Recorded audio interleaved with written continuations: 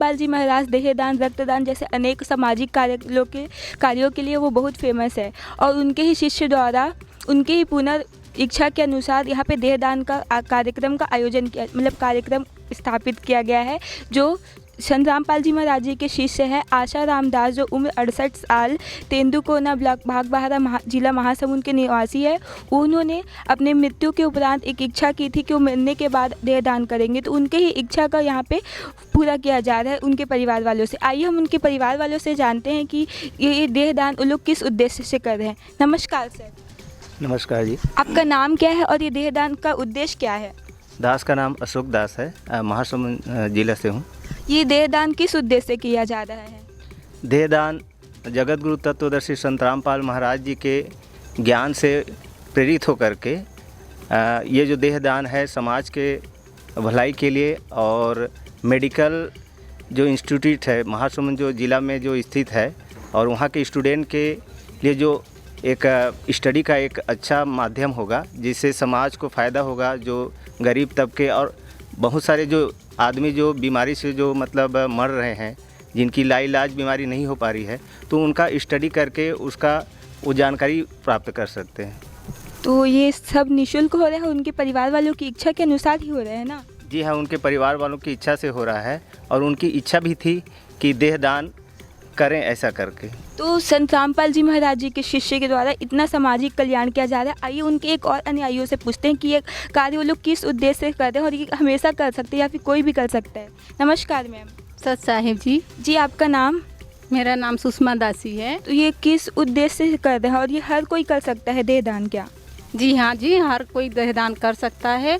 हम लोग का संत रामपाल जी महाराज जी की ज्ञान की प्रेरणा से यह देहदान का संकल्प लेते हैं जी। हमारे गुरु जी संत रामपाल जी महाराज बताते हैं कि जीते जी शरीर का आप सेवा करो, दान करो, भक्ति करो। तो वो हम लोग सेवा दान भक्ति तो करते हैं, लेकिन मरने के बाद भी हमारा बॉडी में जो ऑर्गन है, बॉडी पार्ट में जो लीवर है, किडनी है, नेत्र है, वो मरने के बाद भी किसी का काम आ जाता है, ज़रूरतमंद लोगों का।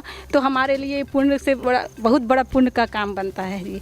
ये बहुत पुण्य का लाभ मिलता है इसमें हम लोग को, इसलिए हम लोग देहदान का भी संकल्प लेते हैं जी। आपने सुना जो संत रामपाल जी महाराज जी के अनुयायी है वो देहदान को बहुत महत्वपूर्ण बताते हैं। तो हम हैं शासकीय चिकित्सा महाविद्यालय महासमुंद, तो यहाँ के डॉक्टर से पूछते हैं कि देहदान क्यों ज़रूरी है। नमस्कार सर। नमस्कार सर जी आपका नाम? मेरा नाम डॉक्टर कुंज बिहारी पटेल, मैं यहाँ सहायक प्राध्यापक हूँ। सर देहदान का महत्व बताइए जिससे आगे भी लोग देहदान कर सके। देखिए, नॉर्मली आदमी की मृत्यु होती है तो या तो हम उसके शरीर को जला देते हैं या फिर उसे दफना देते हैं, बट उससे समाज का तो कुछ फ़ायदा नहीं होता। वो या तो जल जाता है, जल के राख हो गया, या हवा में उड़ गया, या फिर पानी दफना दिया तो आपने वो जला गया ज़मीन में।